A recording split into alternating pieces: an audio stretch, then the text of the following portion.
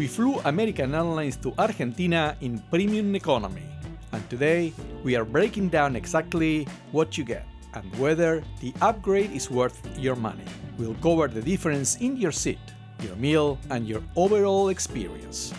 This is American Airlines Premium Economy service to Latin America, and this is a trailblazing airline review.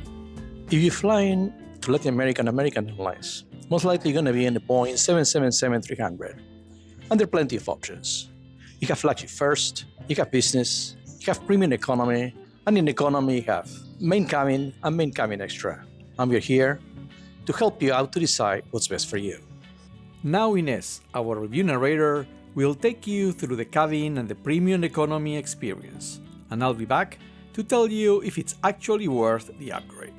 Thank you, Walter. The Boeing 777-300ER on this route features 4 main cabins. Up front, there's Flagship First, a private lie-flat product. Right behind it, Flagship Business, also lie-flat, with slightly less space but still offering a fully flat bed. Next is Premium Economy, where we're seated in a 2-4-2 arrangement. These seats offer about 38 inches of pitch and 18.5 inches of width. They recline more than economy, and the lower density also gets you more overhead space. If you can get the first row bulkhead seats on either side of the Premium Economy cabin, you should. These seats offer extraordinary amounts of legroom, easily the best in the cabin, though you will be a bit closer to the bathrooms. Then you have Economy, split between Main Cabin Extra and Standard Main Cabin. Both are in a 3-4-3 layout. Main Cabin Extra gives you a bit more legroom, around 36 inches of pitch, and early boarding. Standard Main Cabin drops to 31 to 32 inches of pitch, and just over 17 inches wide. It's one of the tightest configurations you'll find on long-haul international travel. One of the advantages of Premium Economy is that you get priority boarding in Group 4. Unless you already have frequent flyer status, this is a valuable perk, especially on a full flight. Combined with the lower cabin density and extra overhead bin space, it almost guarantees your carry-on and personal item will board with you. The comfort of the seat is definitely an upgrade when compared with economy. You get a wider, more padded seat and 30% more seat pitch.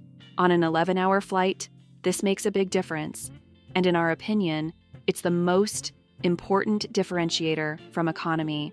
The seat also features an adjustable headrest and footrest. Though every passenger seems to agree, the footrest setup feels a bit clunky. As you settle in, you'll find a bottle of water and a small bag with all your travel accessories. We like the pillow. It contours your neck, offering firm support and real comfort. The headphones are a nice extra if you didn't bring your own. The blanket felt genuinely premium. The amenity kit comes in a canvas-style pouch and includes a dental kit, earplugs, hand and body lotion, socks, lip gloss, and a thin eye mask. It's a more than adequate kit for premium economy. You'll also find the headphone jack and charging port tucked under the armrest. Technically a standard setup with a USB port and a universal AC outlet, but practically speaking, it's awkward to reach. You'll have to fumble a bit to plug in a charger or headset. The in-flight entertainment system in Premium Economy offers a notable upgrade over economy. Each seat is equipped with an 11.5-inch touchscreen display, providing a larger and more comfortable viewing experience compared to the 9-inch screens found in economy seats. Plenty to keep you entertained for the long haul. Premium economy passengers can use 2 lavatories located in front of the cabin, just behind the business class section. From what we observed, these restrooms appear to be shared with economy and separated from the business class lavatories only by a thin, see-through curtain. The bathrooms themselves were tiny, the same you'd typically find in economy class. If you liked this video, please help by pressing the like button and subscribe for more reviews and travel guides. The dinner on the JFK-EZE flight was surprisingly good. The main dish, beef with mashed potatoes and vegetables, served alongside a fresh salad with vinaigrette dressing and a tiramisu-style dessert. JFK catering doesn't have the best reputation, so this was a pleasant surprise. The meal was complemented by a red Merlot from Raymond Collection, a middle-shelf bottle with solid reviews online, and one we genuinely enjoyed. The crew also offered a nightcap. Walter went for a Jack Daniels, Somebody should probably remind him it's not the best choice for staying hydrated on a long-haul flight. Unfortunately, the return flight from Ezeiza to JFK was the opposite experience.